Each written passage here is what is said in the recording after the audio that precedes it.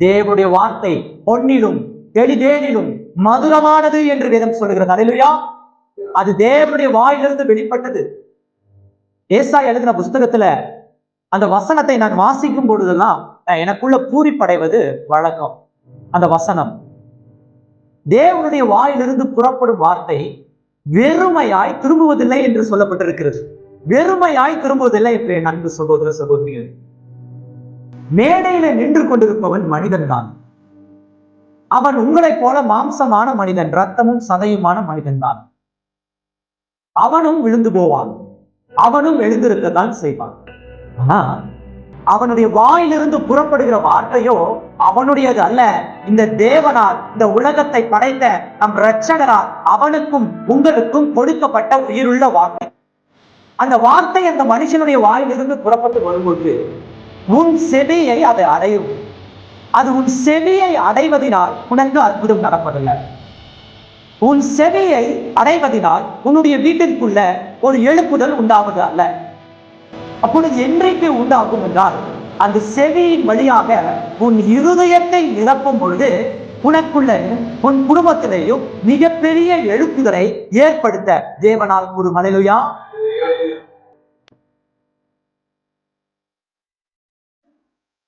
அநேகர் கிறிஸ்துவத்திற்குள்ள வந்துட்டானா, கிறிஸ்துவ சர்ச்சுக்கு போனா குணமாகும் அப்படின்னு சொல்லி கொடுக்குறாங்க இல்லையா? வெளியில இருக்கவங்க. இந்த ரோட்ல கூட இந்த சைடு கூட ஒரு இந்து சகோதரிங்க இருக்காங்க. அவங்களுடைய பிள்ளைக்கு என்ன ஆயிடுச்சுன்னா, திடீர்னு நல்லா இருந்தவங்களுக்கு திடீர்னு ஒரு நாள் எழுந்திருக்கும் பொழுது தரையில படுத்துட்டு இருக்காங்க. கட்டில் மேல இருந்தவங்க ஸ்ட்ரோக் வந்து விழுந்துட்டு இருக்காங்க. வயசு பிள்ளை, 22 வயசு. ஹாஸ்பிட்டல் எடுத்துட்டு போய் பார்த்தாங்க, ஒன்னும் செய்ய முடியல. நல்லா அழகா, நல்லா கண்ணுக்கு லட்சணமா இருக்கிற பிள்ளை, கணவன் இருக்காரு. இப்ப ஸ்ட்ரோக் வந்தோன்னே என்ன ஆச்சுன்னா, அவங்களுக்கு அந்த லெப்ட் ஹேண்ட் சைடு முற்றிலுமா பாதிக்கப்பட்டுருச்சு. பாதிக்கப்பட்டு வாய் பேச்சு கொளர ஆரம்பிச்சு கஷ்டப்பட ஆரம்பிச்சோன்னா கணவன் என்ன பண்ணிட்டாருன்னா விட்டுட்டு போயிட்டாரு. கணவன் என்ன செஞ்சிட்டாரு? விட்டுட்டு போயிட்டாரு. இப்போ அந்த தாய்க்கு ஒரே பிள்ளை, தகப்பன் இல்லாத பிள்ளை. நல்லா கவனமா கேட்டுக்கணும். தாய்க்கு ஒரே பிள்ளை, தகப்பன் இல்லாத பிள்ளை. அவங்களுடைய குடும்பத்திற்குள்ள இப்படி ஒரு சூழ்நிலை வரும்னு அவங்க எதிர்பார்க்கவே இல்லை. ஏன்னா நல்லா படிச்சிருக்கிற பிள்ளை, நல்ல வேலை செஞ்சுட்டு இருந்த பிள்ளை. அப்படி இருந்தும் இப்படி ஒரு சூழ்நிலை ஆயிடுச்சுன்னு சொல்லி அழுதுட்டு இருக்கும் பொழுது சில வருஷங்கள் எல்லா இடத்துக்கும் கொண்டு போனாங்க. நிறைய டெம்பிள் கொண்டு போனாங்க, பூஜை செஞ்சாங்க, மந்திரவாதிங்க கிட்ட கொண்டு போனாங்க, கயிறு கட்டுனாங்க, என்னென்னமோ பார்த்தாங்க, எதுலையுமே குணமாகல. யாரோ ஒரு நண்பர், ஒரு மருத்துவர், பிசியோதெரபிஸ்ட் இருக்காங்க இல்லையா, அவங்களுக்கு எக்ஸசைஸ் கொடுக்கறதுக்கு போயிருக்காரு. வீட்டுக்கு போயிட்டு அவர் சொல்லியிருக்காரு, இந்த மாதிரி ஒரு ஜெபம் நடக்கிறது, ஒரு ஊழியர் அங்க இருக்காரு, நீங்க அந்த ஊழியர் இடத்துல கொண்டு போங்க. ஏன்னா நிறைய பேர் அந்த ஊழியர் இடத்துல போய் ஜெபிக்கும் பொழுது அந்த இடத்துல விடுதலை ஆயிருக்கு, சுகம் பெற்றிருக்காங்க, நீங்க அங்க கொண்டு போங்கன்னு சொல்லியிருக்காங்க. உடனடியா அந்த அம்மாவை என்ன பண்ணிட்டாங்க, அந்த பிள்ளைய கூட்டிட்டு அந்த ஊழியர் இடத்துல கூட்டிட்டு போறாங்க. ஊழியர் இடத்துல கூட்டிட்டு போனானே அந்த ஜப கூட்டம் அங்க நடந்துட்டு இருக்கு. அந்த ஜப கூட்டத்துக்குள்ள போறாங்க. எல்லா ஜனங்களும் ஹல்லேலூயா ஆமென் என்று சொல்லி நல்லா ஆர்ப்பரிச்சு பாடி கீடி எல்லாம் பண்ணிட்டு இருக்காங்க. இவங்க அப்படியே ஒடுக்கப்பட்டவர்களா அந்த பிள்ளைய ஒரு கையில தாங்கிட்டு அந்த தாய் கூட்டிட்டு போறாங்க. தன்னுடைய பிள்ளைய கூட்டிட்டு போய் உள்ள போய் உட்கார்றாங்க.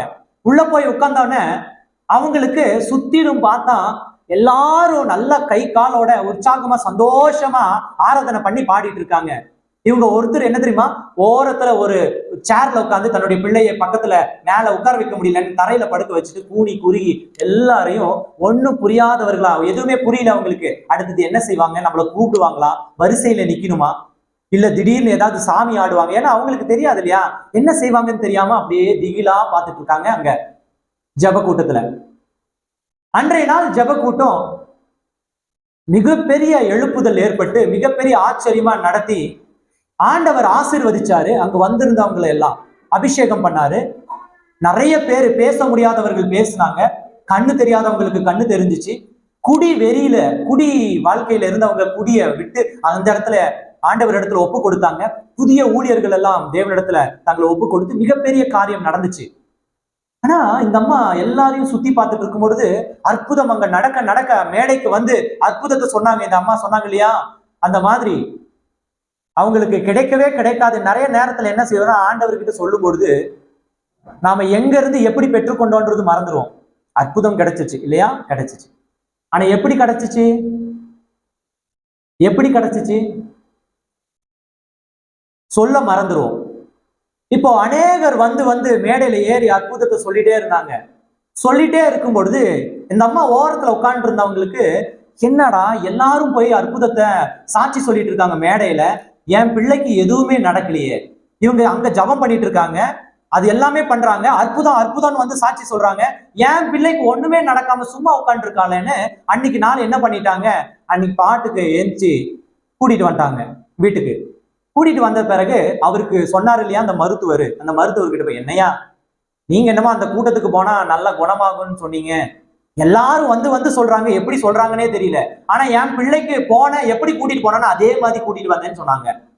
சொன்னோன்ன அந்த மருத்துவருக்கு இது புரியல, என்ன ஆச்சு, எதனால, என்ன காரணம். சரி, நீங்க விசுவாசத்தை விடாதீங்க, அந்த இடத்துல அநேகருக்கு அற்புதம் நடந்தது பாத்தீங்களா இல்லையா, சாட்சி சொன்னாங்களா இல்லையா, நீங்க மறுபடியும் இன்னொரு முறையும் போங்க, கட்டாயம் இந்த டைம் பண்ணுவாரு அப்படின்னு மறுபடியும் அடுத்த வாரம் கூட்டிட்டு போறாங்க. கூட்டிட்டு போகும்போது அதே இடத்துல போய் உட்கார்றாங்க, அதே மாதிரி ஆராதனை நடக்குது, ஜபம் நடக்குது, எல்லாம் நடக்குது. பிசாசுகள் அங்க துரத்தப்பட்டு இருக்கு. துரத்தோன்ன பிசாசு துரத்தப்பட்ட அந்த சகோதரி வந்து சாட்சி சொல்றாங்க. முடவனா இருந்து நடக்க முடியாத இருந்து ஆபரேஷன் பண்ணி அவனால இனிமேல் எழுந்திருக்கவே முடியாதுன்னு சொன்னவர் எழுந்து நின்று நடந்து வராரு. அவர் வந்து சாட்சி சொல்றாரு. மறுபடியும் பெரிய அற்புதங்களா நடக்குது. பாட்டா அந்த சகோதரிக்கு அவங்க இங்க மேடையை பாக்குறாங்க, தன்னுடைய பிள்ளைய பாக்குறாங்க. நல்ல கவனமா கேட்கணும். மேடையை பாக்குறாங்க, தன்னுடைய பிள்ளையை பாக்குறாங்க, எதுவுமே இல்லை. தன்னுடைய பிள்ளையினுடைய கையை பாக்குறாங்க, திருமண கை திருமண மதியம் இருக்கு. காலை பாக்குறாங்க, திருமண கால் திருமண மதியம் இருக்கு. ஒன்னும் புரியல, இது என்னடா இது, வெறுமனே நம்ம இங்க வந்து உட்கார்ந்து அவமானப்பட்டு போகணுமா அப்படின்னு சொல்லி அவங்களுக்குள்ள மனவேதனையில மறுபடியும் திரும்பி வீட்டுக்கு போயிட்டாங்க. ஒரு வாரம் கழிச்சு அந்த மருத்துவர் வந்தார், மறுபடியும் பிசியோதெரப்பி கொடுக்கறதுக்கு. மருத்துவர் வரும்பொழுது இந்த முறை கொஞ்சம் கோபமா பேசினாங்க. இங்க பாருங்க, ஏன் கடவுள்கிட்ட போனா கூட ஏதோ ஒன்று செய்வார் போல, சும்மா இங்க போன்னு சொன்னீங்க, ஒன்னும் நடக்கிறது இல்ல, சும்மா அங்க எங்க போன்னு சொல்லாதீங்க இனிமேல். அந்த மருத்துவர் மறுபடியும் சொன்னார், ஒரு முறை போங்க, கட்டாயம் ஆண்டவர் செய்வார், நீங்க போங்க, கட்டாயம் ஆண்டவர் செய்வார். கோபமா சொன்னாங்க அந்த அம்மா, இதுதான் கடைசி முறை, பாத்துக்குங்க, இனி என்ன கூப்பிடாதீங்க அப்படின்னு சொல்லி அடுத்த வாரம் அந்த ஜபத்துக்கு கூட்டிட்டு போறாங்க. இந்த முறை அவங்களுக்கு என்ன தோணுச்சுன்னா, ஒருவேளை இந்த இடத்துல உட்கார்ந்து இருக்கிறதுனால இவங்க ஜபம் பண்றது சரியா நமக்கு பழிக்கிறது இல்லையோன்னு சொல்லிட்டு இடது மூலையில உட்கார்ந்து இருந்தவங்க நம்ம வலதுபுறம் அந்த இடம் சரியில்லை போல, இடம் சரியில்லாததுனால நமக்கு அற்புதம் பழிக்கிறது இல்லைன்னு சொல்லிட்டு நிறைய பேருக்கு அற்புதம் நடந்த அந்த இடத்துக்கு போனாங்க. இந்த கூட்டத்தின் மத்தியில இந்த சைடுல எல்லாம் அந்த சைட்ல இருந்து அற்புதம் நிறைய நடந்துச்சு. அதனால குழந்தைய அந்த பொண்ணை கூட்டிட்டு அந்த சைட்ல போய் உட்கார்ந்துட்டாங்க. உட்கார்ந்து இப்போ ஜபம் போயிட்டே இருக்கு, எல்லாம் நடந்துட்டே இருந்துச்சு. இப்போ இவங்களுக்குள்ள ஒரு கியூரியாசிட்டி, எப்படா சாட்சி சொல்ல கூடுவாங்க, ஜபம் பண்ணுவாங்க, எல்லாம் ஏந்திருக்கும் போது என் பிள்ளையும் ஏந்திருக்கும்னு சொல்லி அப்படியே பார்த்துட்டு இருந்தாங்க. அவங்களுக்கு கவனம் எங்கேயுமே கிடையாது. ஜபம் பண்ணிட்டு இருந்தாங்க, வேதத்தை வாசித்தாங்க, சாட்சியை சொல்லிட்டு இருந்தாங்க, எல்லாம் நடந்துட்டு இருந்துச்சு. அவங்களுடைய கவனம் எங்க தெரியுமா இருந்துச்சு, தான் புள்ள எழுந்து நடந்து மேடைக்கு போகிறத பார்க்கணுன்றதுலயே கவனமா இருந்தாங்க. எல்லாம் நடந்துச்சு, நேரத்தை பாக்குறாங்க, பிள்ளைய பாக்குறாங்க, மேடையை பாக்குறாங்க. அந்த ஜபம் நடந்து முடிஞ்சிருச்சு, 1 மணி முடிஞ்சிருச்சு. நேரம் ஏஞ்சி போனாங்க. அந்த ஊழியர்கிட்ட போயிட்டு, ஐயா உங்ககிட்ட ஒரு நிமிஷம் பேசணும்னாங்க. அப்ப அந்த ஊழியர், என்ன சொல்லுங்க அப்படின்னு. 3 வாரமா வரேன், 3 வீக்ஸ், 3 வாரமா வந்துட்டு இருக்கேன், ஒன்னும் நடக்கல. அது ஏன் என் பிள்ளைக்கு மாத்திரம் குணம் அடைய கூடாது, நான் மத்த மதம் மத்த ஜாதி அப்படின்றதுனால உங்க தேவன் என் பிள்ளையை மட்டும் குணமாக்குறது இல்லையா அப்படின்னு கேட்டாங்க. கவனமா இங்க பார்க்கணும். அப்ப அந்த ஊழியருக்கு அந்த தாயினுடைய வேதனை தெரிஞ்சிச்சு, ஆனா அந்த ஊழியருக்கு வசனமும் தெரிந்திருந்தது. அந்த அம்மா அன்னைக்கு கோச்சிக்கிட்டு வீட்டுக்கு போயிட்டாங்க. மறுபடியும் அந்த டாக்டர் வராரு. டாக்டருக்கு என்ன வேலை, அவருக்கு எப்படியோ பிசியோதெரப்பி பண்ணன காசு, டாக்டர் வராரு. இப்போ இந்த முறை வரும்பொழுது எப்படி இருப்பாங்கன்னு மட்டும் நினைச்சு பாருங்க. அந்த டாக்டர் வந்தோடனே அந்த அம்மா சொன்ன ஒரே வேலை, ஐயா இனிமேல் நீங்க எனக்கு வர வேண்டாம், நான் வேற டாக்டரை பாத்துக்கிறேன், என் வீட்டுல வந்து என் பிள்ளைக்கு நீங்க பிசியோதெரப்பி கொடுக்க வேண்டாம், என் பிள்ளை குணம் ஆகவே வேண்டாம். கோபம், உச்சகட்டத்து கோபம். அந்த டாக்டர் வந்து, ஏன் இப்படி சொல்றீங்க, உங்க பேச்சு கேட்டு போனதுக்கு மானம் கெட்டத்தான் மிச்சம், என் பிள்ளை வீட்டுக்குள்ள இருந்திருந்தா கூட 4 பேருக்கு தெரிஞ்சிருக்காது. இப்போ நான் அந்த ஜபத்துக்கு போனனால எல்லாரும் என்ன சுத்தி இருக்கவங்க, எங்க ஊர்ல இருக்கவங்க என்ன சொல்றாங்கன்னா, உன் மதத்தை விட்டு அந்த மதத்துக்கு போனீங்க, ஏசப்பாவை தேடி போனீங்கன்னு சொல்லி என்கிட்ட பேச மாட்டேன்றாங்க, என்ன பகைக்கிறாங்க. காரணம் யாரு? நீங்க தான் அப்படின்னு சொல்லி, டாக்டர் இனிமேல் நீங்க வராதீங்க டாக்டர், நீங்க இனிமேல் எனக்கு என்னுடைய பிள்ளைக்கு எந்த மருத்துவம் கொடுக்க வேண்டாம்னு சொல்லி துரத்தி அனுப்பிட்டாங்க. போகும்பொழுது அந்த டாக்டர் சொன்னாரு, அம்மா இயேசு நல்லவர், ஒரே ஒரு முறை அந்த ஜபத்துக்கு போயிட்டு வாங்கம்மா என்று சொல்லி. ஹல்லேலூயா. ஒரே ஒரு முறை அந்த ஜபத்துக்கு போயிட்டு வாங்கம்மா என்று சொல்லி. அந்த டாக்டர் என்பதனால அந்த அம்மா அந்த டாக்டரை அடிக்கல, போயிருங்க அப்படின்னு சொல்லி மூர்க்கமாக துரத்தி விட்டுட்டா. டாக்டரும் போயிட்டார். ஒரு மாதம் கழிந்தது. ஒரு மாதம் கழிந்த பிறகு எங்கெங்கேயோ மறுபடியும் அழைத்து சென்றார், எதுவுமே நடக்கல. மனது இருதயமும் பாரம் தாங்க முடியல. தகப்பனும் இல்லை, தாய் மாத்திரம்தான். அந்த பிள்ளையை வைத்துக்கொண்டு வேலைக்கும் செல்ல முடியல. ஏன்னா 5 நிமிஷத்துக்கு ஒரு டைம் அந்த பிள்ளைக்கு ஏதாவது ஒன்று கொடுக்கணும். யூரின் வருதுன்னா போய் பார்க்கணும், பேம்பஸ் போட்டு விடணும். சம்பாத்தியமும் இல்லை, வீட்டுக்குள்ள தரித்திரம் ரொம்பிருச்சு. அடுத்த வேளை உணவுக்கே நம்ம கஷ்டப்படுறது.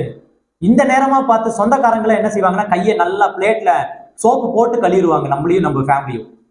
உதவி கேட்கறாங்கன்னு ஒண்ணு ஹமாம் சோப் போட்டு நம்மளை கழுவிடுவாங்க, உதவிக்கு வந்துருவாங்க. மனதுக்குள்ள யோசனை பண்ணி கொண்டு ஒரு மூலையில் உட்கார்ந்து கொண்டு இருக்கும் பொழுது, தூரத்துல அந்த பிரேயர் சென்டர், அந்த ஜெப மையத்திலிருந்து பாடல் ஒலிப்பதை கேட்டார். ஒரு பாடல் சத்தத்தை கேட்டார். அந்த பாடல் சத்தம் அவருடைய இருதயத்திற்குள்ள ஒரு கதவை தட்டுவது போல இருந்தது. வா வா வா என்பது போல அவருடைய இருதயத்திற்குள்ள ஒரு கதவை தட்டுகிற ஓசையை உணர்ந்தார். ஓசையை உணர்ந்தோடனே உடனடியா அந்த அம்மா என்ன சொன்னாங்கன்னா, இந்த முறை கண்ணை மூடிட்டு நினைச்சாங்க, ஆண்டவரே நீ என்ன தெய்வம்னு எனக்கு தெரியாது, ஆனா நான் இந்த முறை அந்த இடத்துக்கு வர என் பிள்ளைக்கு உமக்கு பிடிச்சிருந்தா குணமாக்கும் என்று சொல்லி இருதயத்திற்குள்ள பேசிவிட்டு அந்த பிள்ளைய ஆட்டோல ஏத்தி கூட்டிட்டு அந்த ஜப மையத்துக்கு வராங்க. ஆராதனை நடந்து கொண்டிருக்கு. பாதியில வந்து உட்கார்றாங்க. உட்கார்ந்த உடனே அங்கிருந்து ஆராதனைக்கு பிறகு ஜபம் நடந்து கொண்டே இருக்கு. 4 முறை அந்த ஜப மையத்துக்கு வந்த அந்த சகோதரி என்ன செஞ்சாங்கன்னா, தன்னை சுற்றி இருந்த காரியத்துல எதிலையுமே தன் கவனத்தை செலுத்தாம தன்னுடைய கவனம் முழுவதும் எங்க தெரியுமா இருந்துச்சு? விடுதலை ஆயிடுச்சா, மிராக்கள் நடந்துருச்சா, குணம் ஆயிடுச்சா அப்படின்னு பார்த்துட்டு இருந்தவங்க, இந்த முறை அங்க வந்து உட்கார்ந்த அந்த சகோதரி தன்னுடைய பிள்ளையை தூரத்துல உட்கார்ந்துட்டு முன்னாடி மேடையில நிற்கிற அந்த ஊழியனுடைய வார்த்தையை கவனிக்க ஆரம்பித்தார். ஹல்லேலூயா. அவர் பேசுவதை கவனிக்க ஆரம்பித்தார். அந்த ஊழியர் பேசுவதை கவனிக்கும் பொழுது அந்த ஊழியர் இப்படியாக அந்த வசனத்தை வாசித்தார். அந்த வசனம் தான் சங்கீதம் 145:18. அந்த வசனம் இப்படி சொல்லுகிறது, தம்மை நோக்கி கூப்பிடுகிற யாவருக்கும், உண்மையாய் தம்மை நோக்கி கூப்பிடுகிற யாவருக்கும் கர்த்தர் சமீபமாய் இருக்கிறார் என்று சொல்லி. இந்த வார்த்தையை கேட்ட உடனே முதல் முறை அந்த சகோதரியுடைய கண்ணிலிருந்து தாரை தாரையாக கண்ணீர் வழிந்தது. அத்தனை நாட்கள் போனோம், ஆனால் அவர் செய்வதும் பேசுவதும் எதுவும் என் காதுகளை எட்டவில்லை. ஆனால் முதல் முறை தேவன் பேசுகிறதை, அவருடைய சத்தத்தை அவர் கேட்டார். கேட்ட அடுத்த க்ஷணமே அவருடைய கண்ணில் இருந்து கண்ணீர் வழிந்தோடியது. அவருக்குள்ள ஏதோ ஒரு காரியம் பேசுவதாக உணர்ந்தார். அவர் இருதயத்திற்குள்ள பேச துவங்கினார். சத்தம் போட்டு பேசினால் அவமானமா இருக்குமோ என்று எண்ணினார். எல்லாரும் ஜெபித்துக் கொண்டிருந்தார்கள் கண்களை மூடி. இந்த சகோதரி மாத்திரம் கண்களை திறந்திருந்தார். அந்த தாய் மாத்திரம் கண்களை திறந்து அதோ தூரத்தில் தெரிகிற மேடையை பார்த்து, அந்த மேடையில் நிற்கிற ஊழியரை பார்த்து, அந்த ஊழியரை அவர் எப்படி பார்த்தார் என்றால், தான் காண்கிற தேவனை போல பார்த்தார். ஹல்லேலூயா. தான் காண்கிற தேவனை போல பார்த்து அவர் இருதயத்திலிருந்து ஒரு வார்த்தை சொன்னார், உமக்கு சித்தமா இருந்தால் இந்த பிள்ளையை சொஸ்தமாக்கும் என்று சொன்னார். ஜெபம் நிறைவடைந்தது. ஜெபம் நிறைவடைந்த உடனே அவர் எழுந்திருந்து தன்னுடைய பிள்ளையை கூப்பிட அழைத்து செல்ல தன்னுடைய பின்பக்கமாக திரும்பி பார்த்தால் அங்கே அவருடைய பிள்ளையை காணவில்லை. பதறி போய்விட்டார். ஐயோ, என் பிள்ளை எங்க போனது, இங்குதான் இருந்தது என்று சொல்லி அந்த கூட்டத்தின் மத்தியிலே அலைந்து எந்த இடத்திற்கு சென்றிருக்கிறார் என்று தேடி பார்த்தார். அந்த பிள்ளை அந்த ஊழியருக்கு அருகிலே நின்று கொண்டிருப்பதை பார்த்தார். உடனடியாக ஓடி போய், யார் அங்க கூட்டி சென்றது தனியாக என்று சொல்லி ஓடி போய் பார்க்கும் பொழுது அந்த பிள்ளை முழங்கால் படியிட்டு தன்னுடைய 2 கரங்களையும் தேவனை நோக்கி உயர்த்திருப்பதை பார்த்தார்.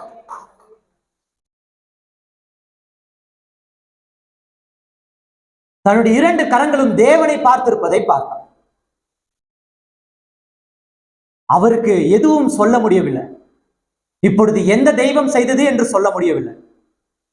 தான் வணங்கின எந்த தெய்வம் இறங்கி வந்தது என்று சொல்ல முடியவில்லை. ஆனால் ஒன்றை சொல்ல முடிந்தது, அது நிச்சயமாய் இருந்தது. என்னுடைய செவியை சாய்த்து அவருடைய சத்தத்திற்கு நான் செவி கொடுத்தேன், அவர் என்னை சுகமாக்கினார் என்பது. அல்லேலூயா, அல்லேலூயா.